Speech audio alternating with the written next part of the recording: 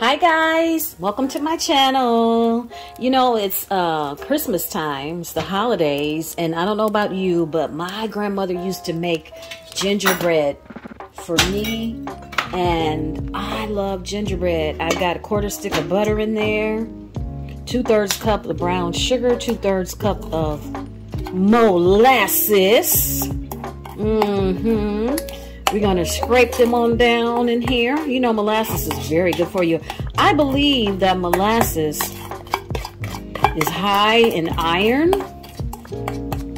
Get that in the bowl there. High in iron. And it's very good for you. Anyway, for time's sake, molasses is sticky. I know that. Okay, so next we're going to take 2/3 of a cup of hot water. It's supposed to be boiling water, but we're gonna get them hot. Ooh, I'm gonna start a fire. Let me see, 2/3 of a cup. I need a little bit more. All right, and we're gonna stir this together till the butter melts. It's nice and dissolved. And let me mix this together and I'll be right back, people. In the meantime, while my butter melts and my sugar dissolves in the hot water mixture, you're going to want to stick around because I'm going to show you how to judge when your cakes and breads are done to the point where they're done, but they're still moist and they're not dried out. There's a, I like to call it the sweet spot. The perfect time to take your breads and cakes out of the oven so that they're not dry like cornbread. Alrighty, you see that? The butter is melted. And next I'm going to take my baking soda and salt. Whisk that together. We gotta let this cool before we add our egg. I'm supposed to let this sit for 25 minutes for it to cool down. But if you know me, you know that I'm in this kitchen after work and it's late. So it has to be lukewarm, you know, so it won't cook the egg. So this gingerbread is for me, so I'm going to do the pinky test. I just washed my hands. Oh, that's plenty warm. I mean, you know, plenty cool to add my egg. I got 1 egg beaten. I'm going to throw him on in there. Alrighty. All right, let's mix this up really well. Got my egg mixed in there. Take our flour and we're going to take our spices. Now this is where the magic happens, okay? We got black pepper, allspice, cinnamon, ginger, because it is gingerbread, nutmeg, and cinnamon. Okay, babies, we're going to add that to the flour mixture. Mix that together. I failed to mention that my oven is preheating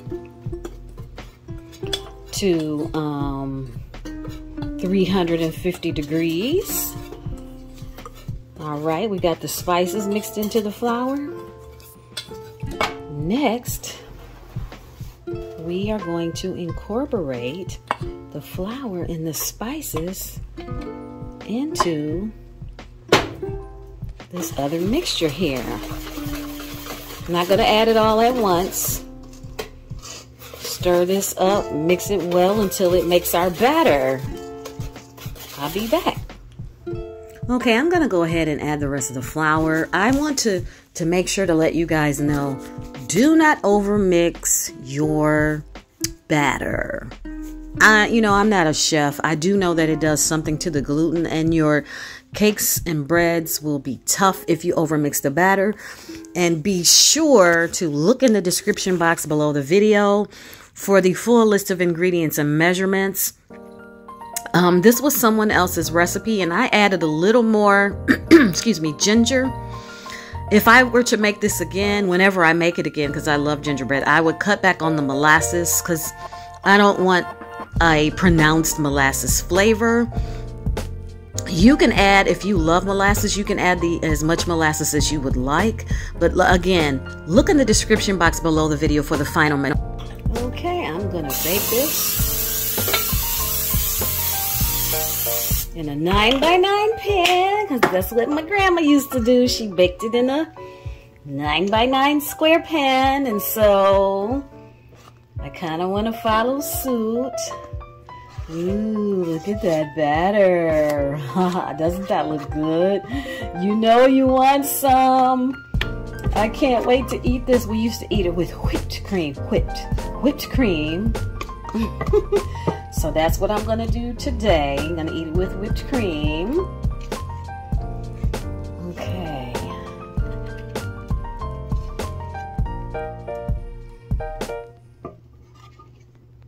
People, next we're going to get this into the oven. We're going to bake it 20 to 25 minutes at 350.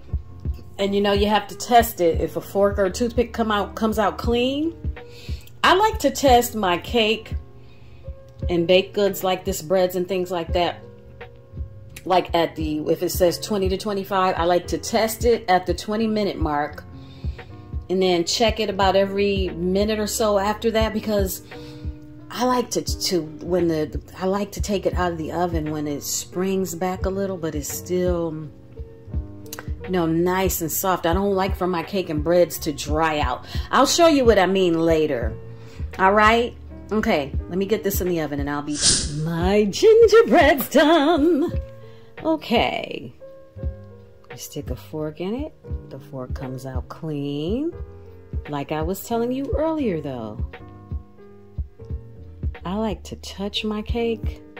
If it springs back slowly, that's a good sign. That's a sign that it's moist. If it springs back quickly, that means that it might be on the drier side, but you know, still good. I just know that when cakes and breads spring back slowly, you see that? When you touch it, did you see that indentation? That means that there's, you know, still nice and moist. Anyhow, I have to let this cool. This is the part that sucks for me because I have an issue with it. And also I wanted to let you know that it took my oven 30 to 35 minutes to bake this gingerbread. I don't have the best oven. I mean, I'm not complaining. She does the trick. But anyhow, and don't let me forget, for those of you who are new to my channel, welcome. For those of you who are returning, welcome back. And I would like to say a very special thank you to all my subscribers. A special welcome to all my new subscribers. My channel is growing. You guys rock. Anyhow, let me know if you tried this recipe. If you've never had gingerbread, this is such an old-fashioned treat. So you let me know in the comment section if you tried this recipe. Anyway, I'll come back tomorrow once this cools so we can slice it and eat it. 15 minutes later. I am back and ooh, look at there. Gingerbread is rich. You can only eat a little small. I don't know if you can tell how small. That's not even a 1/9 of the... I'm probably going to get 12 servings out of that pan. But my... Anyhow, like I was saying before I was so rudely interrupted, my grandmother always served gingerbread with applesauce. So in honor of my grandmother, I'm going to have a little applesauce and pray for me because I broke the the whipped cream, so it came out kind of funky. Anyhow, It should still taste good. It's still warm. I couldn't make it till tomorrow. Let's see. That's good. Bruh. Sorry about that. I'm gonna have to hold this because my tripod is broken. And I'm going to get a little bit of my soupy whipped cream. This is so good. It brings back memories. Applesauce.